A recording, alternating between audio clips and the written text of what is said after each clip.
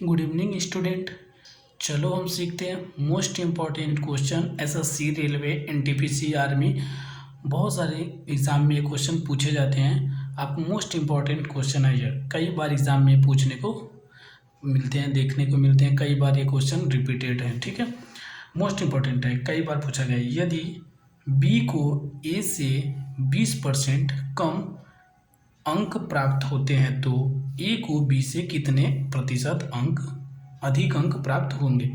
ऐसे क्वेश्चन को बहुत ही ध्यान से पहले आपको समझना है, बहुत ही ध्यान से आपको समझना है। ठीक है, क्योंकि पहले इस क्वेश्चन को पढ़ने की बात है, पहले उसमें पढ़ते कैसे है, पहले आपको यह समझना है कि पहले पढ़ेंगे कैसे। एकदम बहुत ही ध्यान से समझना है। यदि बी को ए से 20% कम, मतलब बी को ए से, तो ए को मान लेते हैं हम 100 मिले होंगे, तो बी को क्या हो जाएगा 20% कम, मतलब 100 का 20% क्या होता है 20 होता है, तो मतलब बी को मिल गया 80 रुपीज़। क्योंकि ए से 20% कम, 20% मतलब 20%, 20 रुपये होता है, 100 का 20% 20, तो एक का मतलब 80 रुपये मिलेगा।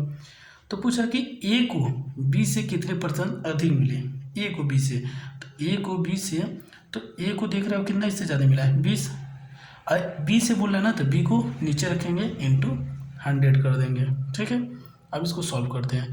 देखो जीरो, ये जीरो कैंसिल आउट, ये कटेगा 4 5 जा 20, 4 2 जा 8, 2 1 जा 2 और 2 5 जा 10, 5 5 जा 25%।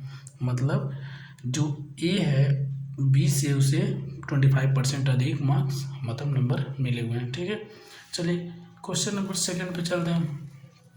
क्वेश्चन नंबर सेकंड क्या करें, एक्स किया है, क्वेश्चन को बहुत ध्यान से पढ़ना आपको, क्वेश्चन इस मोस्ट इंपॉर्टेंट होना, पढ़ना बहुत ध्यान से। एक्स की आय वाई की आय से 20% अधिक है, वाई की आय एक्स की आय से कितने प्रतिशत कम होगा, आपसे ये पूछ रहा है। मतलब एक्स की आय जो है वाई से आय से 20% अधिक है, मतलब वाई को मान लेते हैं, वाई की आय से 20% अधिक है, तो वाई को 100 मान लेते हैं, तो एक्स क्या हो जाएगा 120। क्यों, क्योंकि जो x किया है y से 20%, तो अगर y को 100 मानेंगे तो इसका 20% 20 रुपये होगा, तो x का 120 हो जाएगा। तो अब क्या पूछ रहा है कि y की आय, किसकी, y की आय x की आय से कितने प्रतिशत कम है, तो x से, तो x को नीचे रखेंगे और कितना प्रतिशत कम है 20 इंटू 100। ठीक है, देखो यहाँ पे बोल रहा है कि x से y कितना कम है, तो y 20 कम है, लेकिन x से, तो x से कंपेयर करा तो x नीचे इंटू 100 कर देंगे, बस इसको सॉल्व करेंगे। जीरो, ये जीरो कैंसिल आउट, 4 3 जा 12, 4 5 जा 20, कितना गया 4 5 जा, देखो 4 3 जा 12, 4 5 जा 20। अब इसको देखो 5 10 जा 50/3%, क्या कह सकते हैं 50/3% उसका कम है। ठीक है, आपको यह, आप इसको चाहो तो मिक्स में भी या डेसिमल में बदल सकते हो, 3 1 जा 3, 3 6 जा 18, 3 6 जा 18, ऐसे आपको 16.66% फाइन लिख सकते हैं। ठीक है, चलिए नेक्स्ट क्वेश्चन पर चलते हैं। चलिए क्वेश्चन नंबर थर्ड देखते हैं।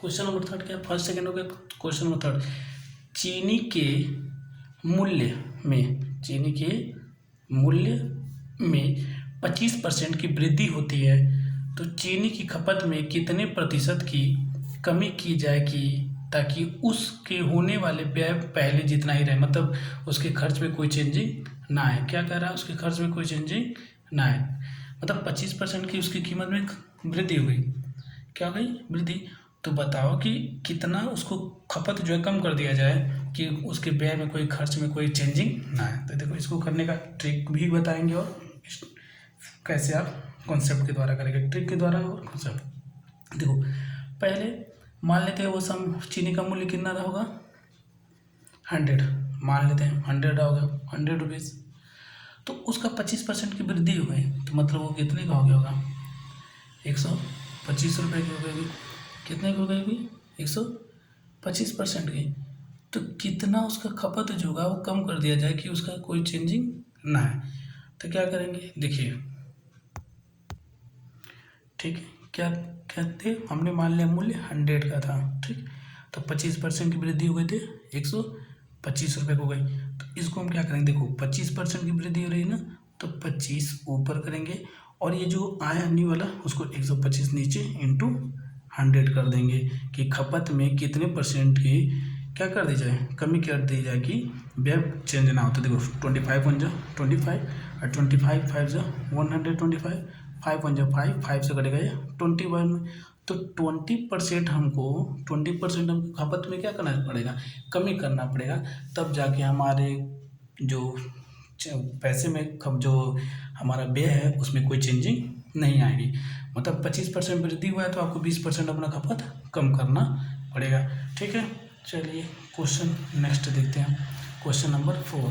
क्वेश्चन नंबर 4 क्या कह रहा है, चीनी और पानी के 25 लीटर घोल में 20% चीनी है, तो घोल को गर्म करके 5 लीटर वाष्प द्वारा उड़ा दिया जाता है, तो शेष बचे घोल में चीनी की प्रतिशतता बताइए। तो कैसे होगा देखिए, पहले तो आप ये जानते हैं कि चीनी 25 लीटर में जितना घोल में रहेगा उतना ही वो उसके कब वाष्प में भाप बनने के बाद भी उतना ही चीनी की मात्रा रहेगा।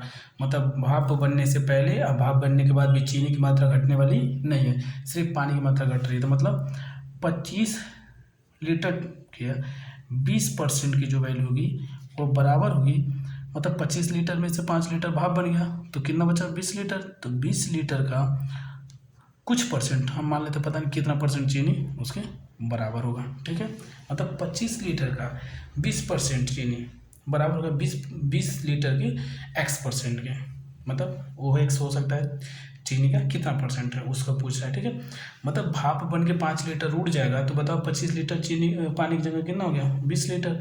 तो जो 25 लीटर में 20% था चीनी, तो 20 लीटर में कितना हो जाएगा, वो परसेंट थोड़ा बढ़ जाएगा। ठीक है, तो इसको सॉल्व करते हैं। चलिए सॉल्व कैसे करेंगे, देखो 21 जा 20, 25 जा 100, 5 1 जा 5, 5 5 जा 25, हमारे पास ये 5 आ गया इक्वल टू 21 जा 20, 25 जा 100 x/5, यह परसेंट चल रहा है। ठीक है, तभी तो परसेंट का था, तो यह इधर आ जाएगा। तो 25 एक्स की वैल्यू क्या आ गई 25, मतलब 25% आ गया। कितना गया 25%, मतलब 25 लीटर में जो 20% चीनी था, अब वो 20 लीटर में उसी की मात्रा हो गई 25%। क्यों, क्योंकि चीनी पानी घट गया, तो पानी घट गया तो चीनी की प्रतिशतता उतना ही थी, लेकिन उसका बढ़ जाएगा परसेंटेज। ठीक है, चलिए आई होप यू अंडरस्टैंड। चलिए आगे, क्योंकि देखिए चीनी तो भाप बन के उड़ने वाला नहीं है, वो तो भाप बनने से पहले भी जितना था उतना ही रहेगा, भाप बनने के बाद भी उतना ही रहेगा, लेकिन बस परसेंटेज बढ़ जाएगा क्योंकि पानी घट रहा है। ठीक है, चलिए क्वेश्चन नंबर 5 पे चलते हैं। ठीक है,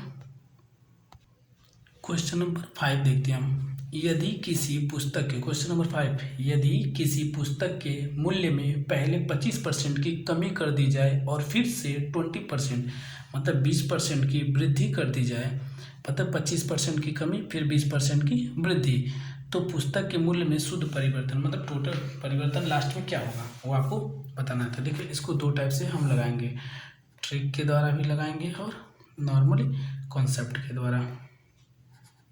ठीक है, चलिए पहले 20% किसी पुस्तक के मूल्य में 20% की वृद्धि कमी करता है, 25% की कमी करता है, तो हम पहले तो मूल्य मान लेते हैं।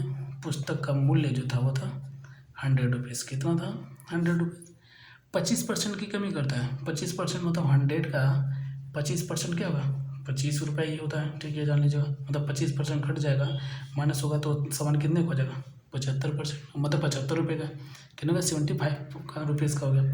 फिर 20% बढ़ा देता है, फिर क्या करता है 20%, मतलब 20% का होता है 20/100, तो 20% 75 का 20% कितना होता है 20 से 20 बचे 100, अब 15 बचे 75, 15 रुपये कितने होते हैं 15 रुपये, मतलब फिर से 15 रुपये बढ़ाता है, तो मतलब 75 का सामान 15 रुपये बढ़ के कितने हो गया 90 रुपये का। देखो 100 रुपये का था, 25% छूट दिया तो 75 हो गया, 75 में 20% बढ़ा दिया, मतलब 15 रुपये तो 90 रुपये हो गया, तो 100 का सामान 90 रुपये में बेच रहे हैं। सीधे ओवरऑल उसको क्या हो रहा है -10%, मतलब 10% का क्या हो रहा है कमी हो रहा है। सीधे कहते हैं 10% का क्या हो रहा है कमी। अब ट्रिक के द्वारा क्या करते हैं, देखो x + y + x × y/100। ठीक है, इस पे आपको लगाना है। तो मतलब पहले क्या हुआ, पहले कमी हो रहा है 25% की कमी, तो माइनस लगाएंगे, फिर वृद्धि हो रहा है 20% का, फिर से 25% की कमी हो रही है, फिर इंटू 20% की क्या हो रही है वृद्धि /100। इसको सॉल्व कर लो बस। क्या करेंगे, देखो 20 यहाँ से अगर सब्ट्रैक्ट करोगे तो 25 1 जा 25 और 25 4 जा 100, 4 1 जा 4, 4 5 जा 20।